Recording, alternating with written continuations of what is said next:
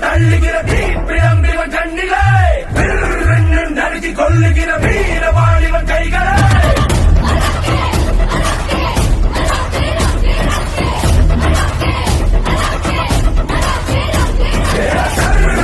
புழுதி பரவரணும் சிங்க சீரதிவன் மூச்சிலே திமிழி மட்டும் தரி தள்ளி கத்திவன் பாய்ச்சலே